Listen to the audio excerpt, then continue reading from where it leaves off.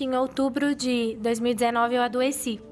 E foi muito, assim, assustador, porque foi do nada. E quando eu fui tomar banho, eu tirei a roupa e eu assustei, porque eu tava cheia de hematomas. Parecia que eu tinha sido atropelada.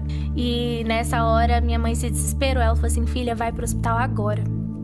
E eu fui pro hospital. E aí, quando eu fui mostrar pro médico os hematomas já tinham se quadruplicado. E eles nasciam hematomas na frente dos médicos. E o médico nunca tinha visto aquilo.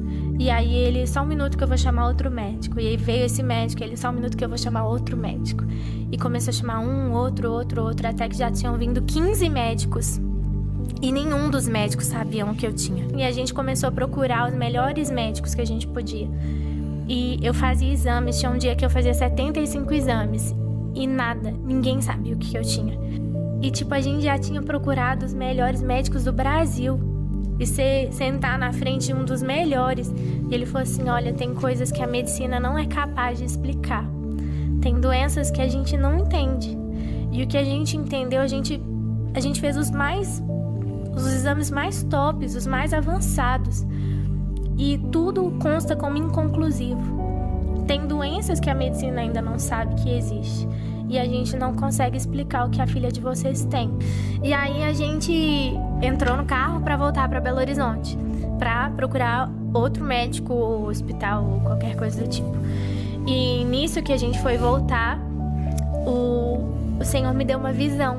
E nessa visão eu via o meu irmão pequenininho no consultório de um médico. E eu via o meu irmão entrando lá, meu pai e minha mãe, e a conversa acontecendo, e eu lia na porta o nome desse médico, Dr. Bernardo Gontijo. E de repente eu acordei da visão e o Espírito Santo falou assim comigo, você tem que ir nesse médico. E quando eu cheguei lá, ele é um médico de doenças raras. E só que nesse tempo, com tudo isso acontecendo, eu já decidi que eu ia voltar a viver normal, entendeu? Bem doida, né? E eu tomei essa decisão, falei, eu vou voltar a fazer o que Deus me mandou fazer, eu vou servir, eu tô doente, mas Deus continua curando, eu tô com problema, mas Deus resolve os problemas, porque não tem cura, Deus tem milagre. Com isso tudo, eu apresentei e ministrei e preguei o Congresso Moças Diante do Trono, profetizei cura para muitas jovens, orei por muitas jovens, porque eu entendo que não é porque eu tô doente que Deus não é um Deus que cura. Deus é independente como eu esteja. Ele sempre é.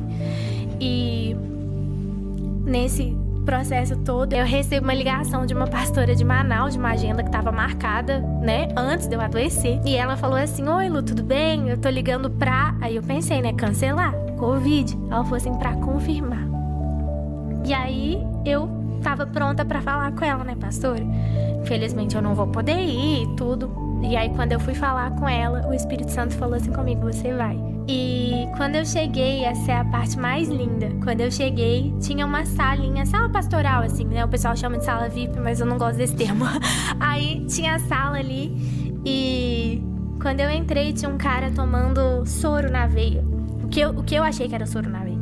E uma enfermeira. E eu falei assim, o senhor passou mal? E esse cara virou e falou assim, não, eu não passei mal, não. Eu tô fazendo minha última sessão de quimioterapia. Falei, quê? Ele falou assim, eu não quis deixar de vir.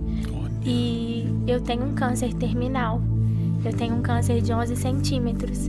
E eu vim pra cá e eu tô fazendo minha última sessão de químio. E quando ele falou isso, eu esqueci que eu tava doente. E eu saí correndo, eu ajoelhei nos pés dele e eu comecei a orar.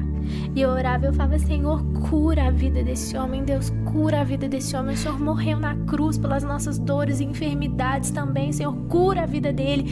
E eu orava por ele e de repente a pastora encostou em mim e ela falou assim, Lu, sua banda já tá lá em cima, os meninos já estão tocando. Eu saí correndo, eu falei assim, você tá curado, você crê? Aí ele, amém. E eu saí correndo e fui ministrar. E quase 99,9% dos congressos eu faço o louvor e a pregação, mas nesse era só o louvor. E aí eu falei assim, eu ministrei, foi um poder, assim, poucas vezes eu senti esse poder do Senhor nessa ministração. Eu acho que literalmente, né, era entre vida e morte ali. E quando terminou a minha ministração, eles falam, com vocês o pastor da noite. E entra o cara.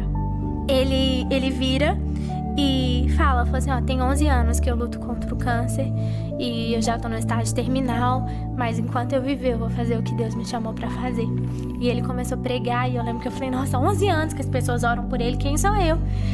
E saímos de lá, eu voltei, né, pro lugar onde eu tava e quando eu fui tomar banho, assim como no começo desse testemunho, eu tirei a roupa e eu não tinha mais nenhum hematoma. Enquanto eu orava para que outra pessoa fosse curada, Deus me curou. E o mais lindo, pastor, é que quando eu voltei, eu liguei pro meu médico, eu falei assim, doutor, eu fui curada. E ele falou assim, olha, não tem como, você tá tomando seus antidepressivos? Ele tinha me dado pra eu entender a situação. Eu falei, não tô, porque eu não tô precisando disso. Eu falei assim, eu fui curada. Ele falou, não tem jeito de você ter sido curada, isso é uma doença que não tem cura. Eu falei, quando eu voltar, você vai me ver, eu fui curada.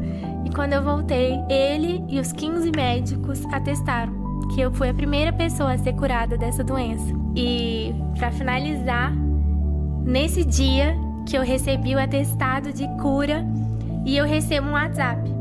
E esse WhatsApp falava assim, oi Lu, tudo bem? É o pastor que ministrou com você em Manaus. A pastora Luciana, que era a pastora que nos convidou, me passou seu número e eu queria que você visse esse documento que eu tô te mandando. E quando eu abri o documento, falava assim, e nenhuma célula cancerígena se encontra mais presente. Meu! Esse é o nosso Deus. Gente, olha...